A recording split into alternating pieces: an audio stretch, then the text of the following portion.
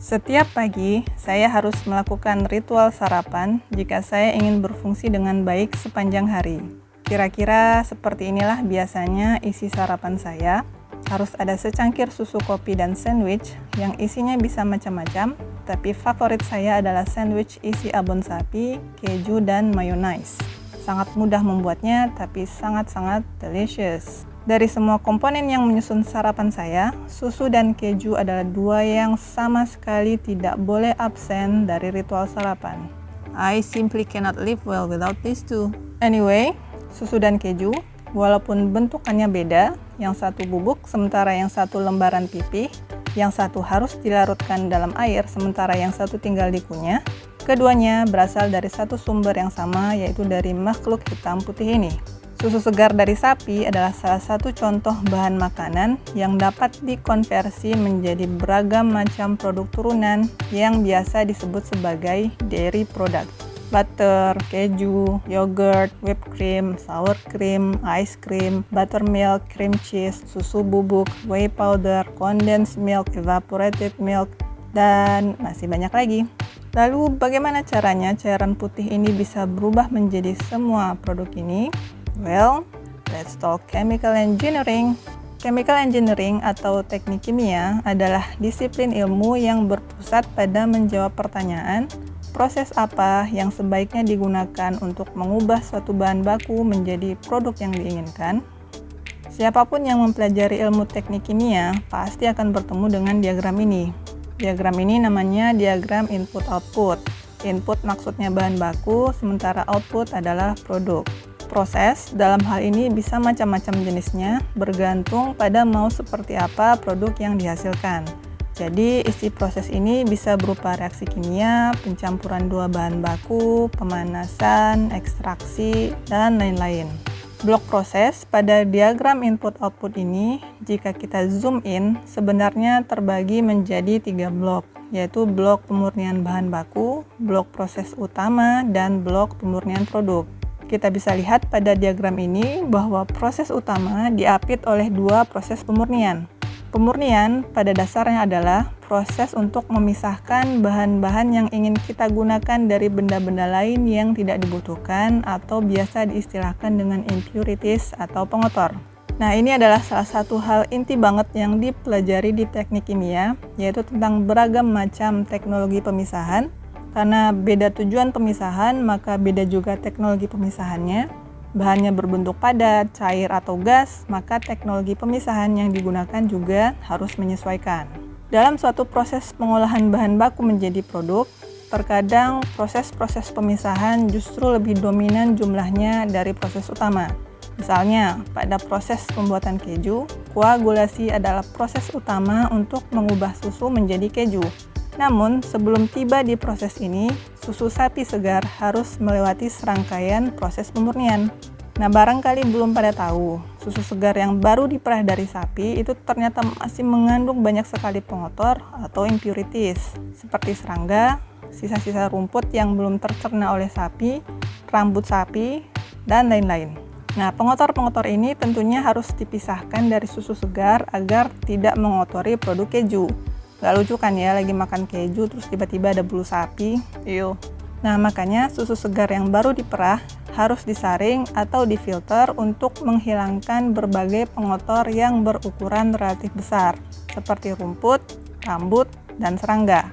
Dari proses penyaringan atau filtrasi ini, susu segar masih belum memenuhi syarat untuk diproses menjadi keju, karena masih mengandung pengotor-pengotor berukuran kecil seperti sel-sel tubuh sapi, partikel debu, dan lain-lain. Dibutuhkan proses separasi berikutnya untuk memisahkan susu dari pengotor-pengotor kecil itu yang disebut sebagai proses klarifikasi. Lalu, supaya susu segar ini bebas bakteri, maka susu harus dipanaskan hingga 70 Celcius pada proses pasteurisasi. Nah, 3 rangkaian proses ini, yaitu filtrasi, klarifikasi, dan pasteurisasi, termasuk dalam kategori rangkaian proses perlakuan awal atau pretreatment. Kemudian, apakah sudah selesai proses separasinya? Oh, belum. Masih ada satu lagi, yaitu proses pemisahan komponen-komponen penyusun susu. Untuk membuat keju, bahan baku yang dibutuhkan bukanlah susu segar, tapi komponen krim atau lemak susu.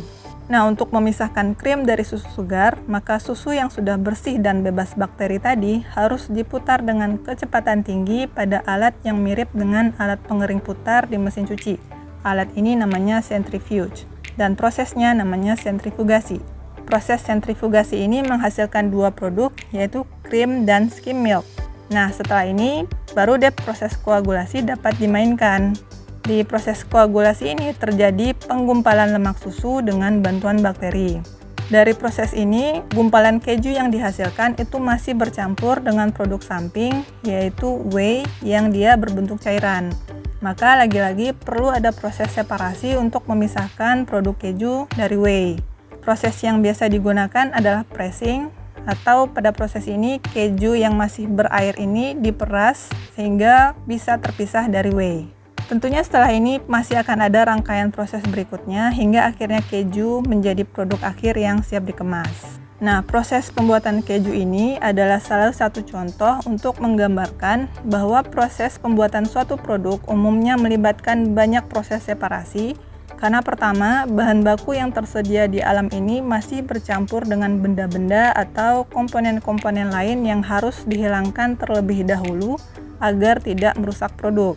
Dan kedua juga, karena dari proses utama, produk yang kita inginkan masih bercampur dengan produk samping lain. Ini tidak hanya berlaku pada pembuatan keju atau produk makanan lainnya. Proses pembuatan minyak goreng, bensin, pewarna makanan, air mineral, LPG, baja, kabel listrik, casing HP, pokoknya semua benda yang ada di sekitar kita pasti pada proses pembuatannya melibatkan beberapa tahap proses separasi. Semua benda yang ada di sekitar kita pasti awalnya berasal dari suatu bahan baku, dan karena semua bahan baku di alam ini tidak ada yang murni, selalu dalam bentuk campuran dengan bahan lain, maka proses separasi pasti akan selalu hadir. Maka tidak heran dalam pembangunan suatu pabrik yang memproduksi misalnya produk turunan susu, 90% dari modal yang harus disiapkan itu adalah untuk menyediakan alat-alat separasi. Dan dari total energi yang dibutuhkan untuk mengoperasikan suatu pabrik, 40-50%-nya adalah untuk proses separasi. Mungkin ketika mendengarkan teknik kimia, hal yang pertama terbayang di benak adalah reaksi kimia. A campur B, kemudian bereaksi menghasilkan C. Bahkan jika kita googling pun tentang chemical engineering, image yang selalu muncul adalah tentang orang-orang yang sedang melakukan eksperimen di laboratorium, melakukan reaksi kimia. But no, chemical engineering is more than just about chemical reaction. Memahami teknologi separasi juga sama pentingnya dengan memahami reaksi kimia, karena tanpa adanya proses separasi, permukaan lembaran keju favorit saya ini tidak akan semulus ini, warnanya juga tidak akan secantik ini, dan aroma serta rasanya mungkin akan seperti sapi. So, setiap kali saya meletakkan lembaran keju yang cantik ini di atas roti setiap pagi, saya harus berterima kasih kepada para chemical engineer karena atas jasa mereka, saya dapat selalu memulai pagi saya dengan menyenangkan dan dapat berfungsi dengan baik sepanjang hari.